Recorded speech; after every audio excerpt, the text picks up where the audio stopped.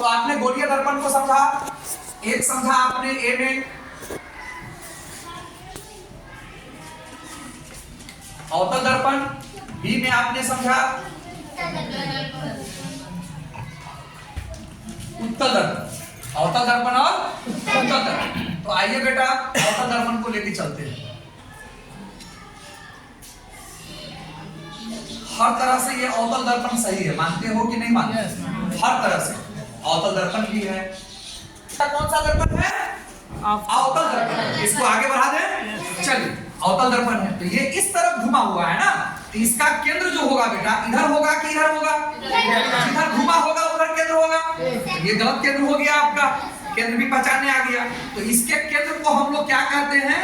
वक्रता केंद्र, है ना। दर्पण के अवतल दर्पण के केंद्र को क्या बोलते हैं? वक्रता केंद्र। और वक्रता केंद्र को किससे सूचित किया जाता है?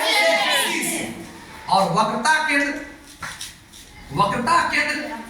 से निकलने वाली ये जो रेखा आप देख रहे हैं इसको हम लोग क्या बोलते हैं? प्रधान अक्ष या मुख्य अक्ष। प्रधान अक्ष या मुख्य अक्ष। ये जो रेखा आप देख रहे हैं इसको क्या बोलते हैं? इस रेखा को क्या बोलते हैं बेटा?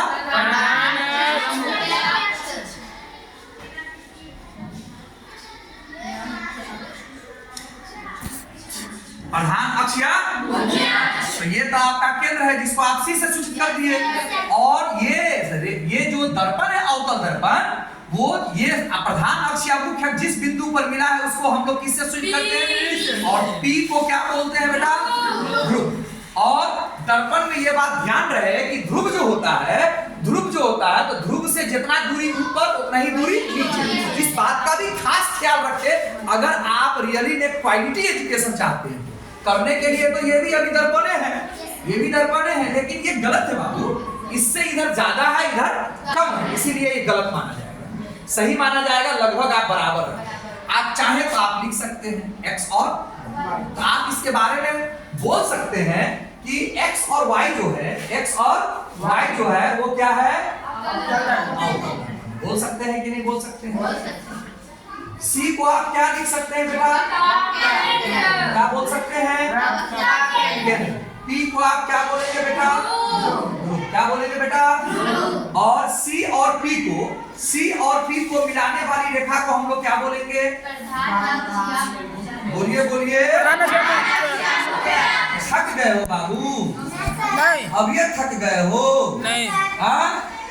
थक गए हैं नहीं ना? मत थकिए, चलिए थकना मना है। हो गया इतनी बात? चलिए। और सी और पी के बीच की दूरी को हम लोग किससे सूचित करते हैं? आर से। सी और पी के बीच की दूरी को हम लोग किससे सूचित करते हैं? आर से। तो आर बराबर होता है वक्रता त्रिज्या। सी और पी के बीच की जो दूरी है उसको हम लोग क्या बोलते हैं? उसको सूचित करते हैं आर से। और क्या बोलते हैं? वक्रता त्रिज्या। और दोनों के बीच में जो मध्य बिंदु है, दोनों के बीच में जो मध्य बिंदु है, जो बीच है, उसको हम लोग छोटा f लिखते हैं कि बड़ा f लिखते हैं? बोलिए। नहीं बेटा नहीं, बड़ा f बोलते हैं। एग्जाम में 1 नंबर चला जाएगा आपको, ठीक है? तो f को हम लोग क्या बोलेंगे? फोकस। क्या बोलेंगे बाबू? बड़ा f का मतलब क्या बोलेंगे? फोकस। अब देखिए तो F और P के बीच के दूरी को क्या बोलेंगे? बोलेंगे ना। तो F से P छोटा है बोलेंगे, तो जितना F से P है उतना F से C भी है। तो ये F छोटा F बोलेंगे, इसलिए इसको भी क्या बोलेंगे? छोटा F बोलेंगे। क्या बोलेंगे? माने छोटा F को आप लिखिए फोकस दूरी। क्या लिखिए? फोकस दूरी। तो आप बोल सकते हैं R में कै गो फोकस दूरी है?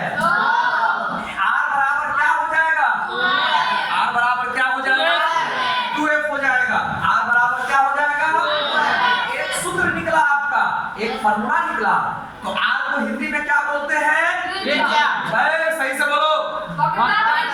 तो इसका हिंदी क्या लिखोगे एग्जाम में? वक्रता त्रिज्या फोकस दूरी की कै गुनी होती है?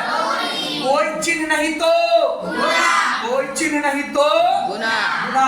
तो वक्रता त्रिज्या फोकस दूरी की क्या होती है? और इसको और करोगे, आगे बढ़ोगे तो F बराबर हो जाएगा R बटे 2। अब क्या बोलोगे? फोकस दूरी, फोकस दूरी वक्रता त्रिज्या की आधी होती है।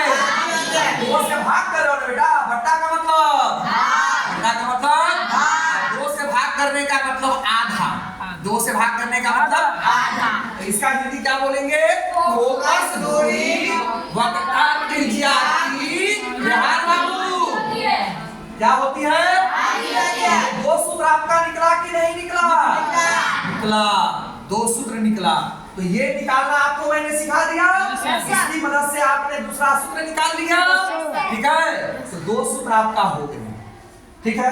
इस तरह से मैंने आपको अवतल दर्पण के बारे में कुछ बात जो जरूरी थी वो मैंने बता दिया और यहाँ उसके बारे में लिख भी दिया। अब आइए उत्तल दर्पण पर जरा चर्चा कर ले चर्चा। चलिए बताइए बाबू,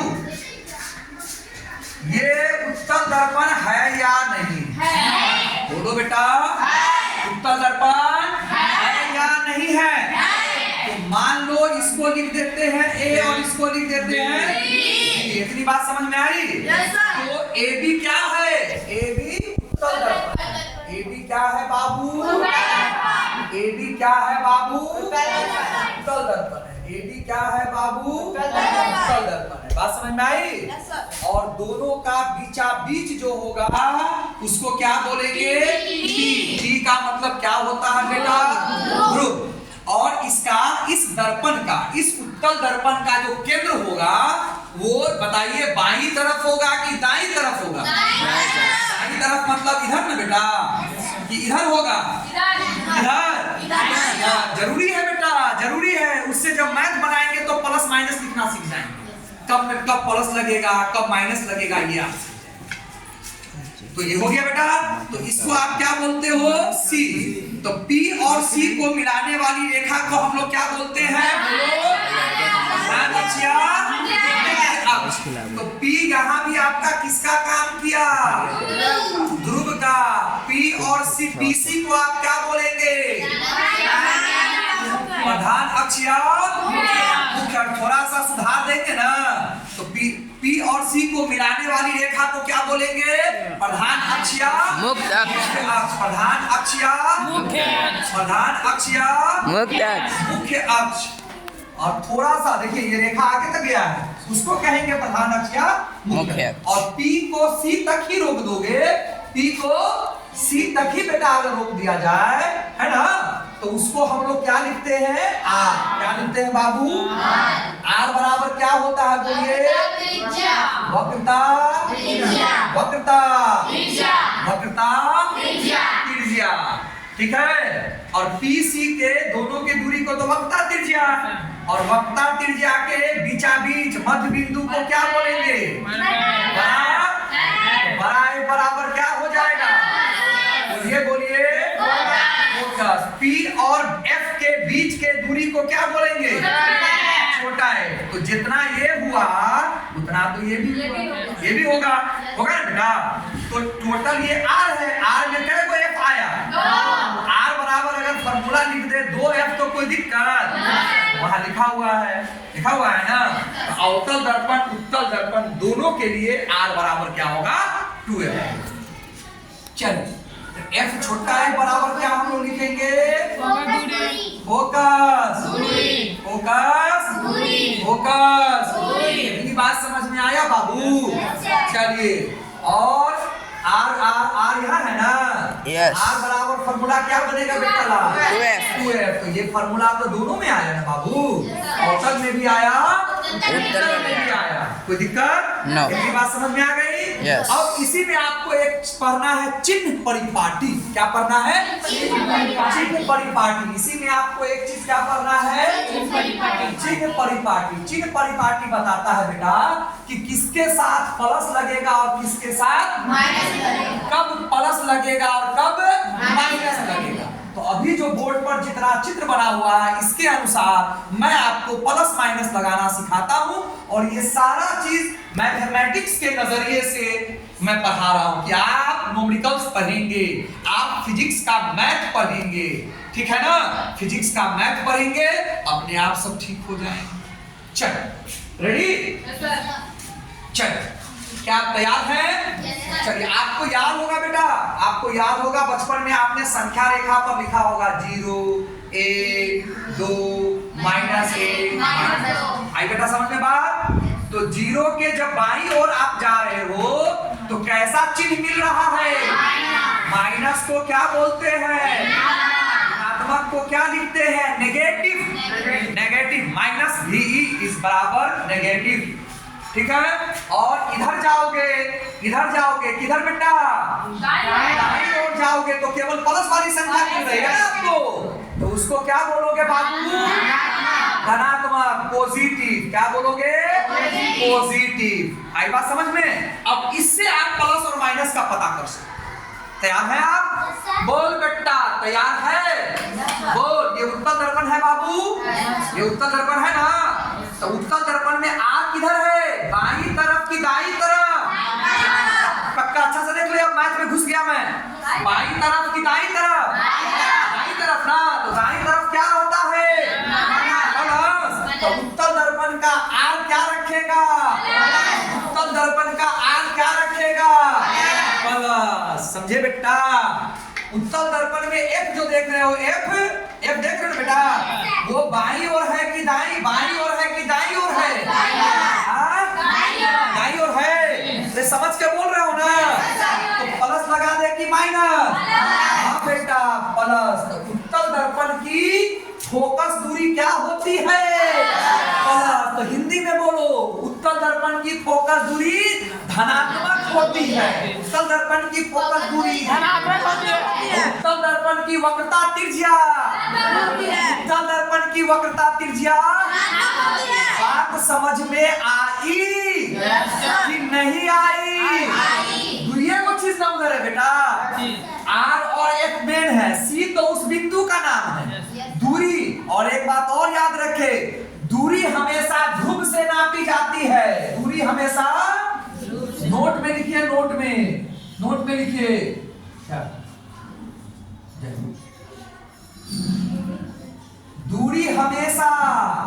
दूरी हमेशा किससे नापी जाती है?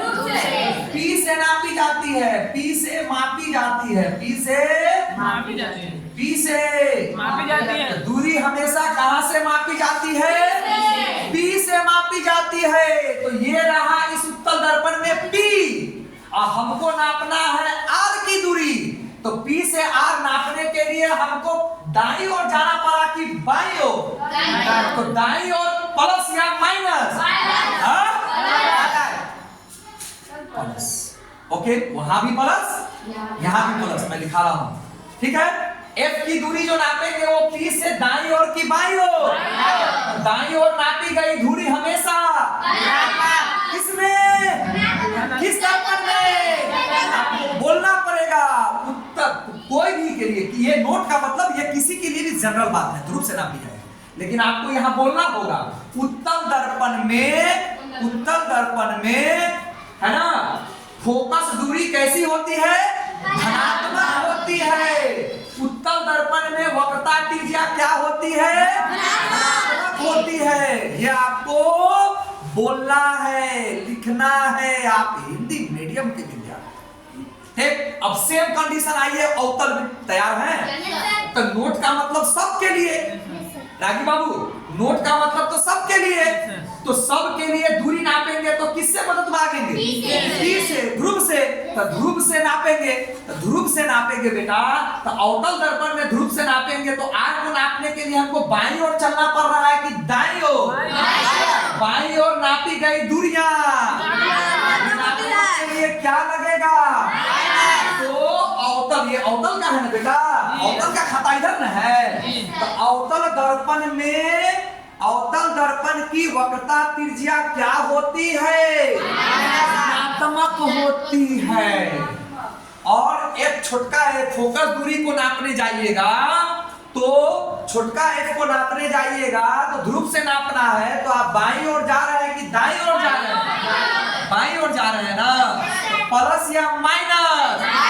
प्लस या माइनस? क्यों माइनस? सारी दूरियां कहां से नापोगे?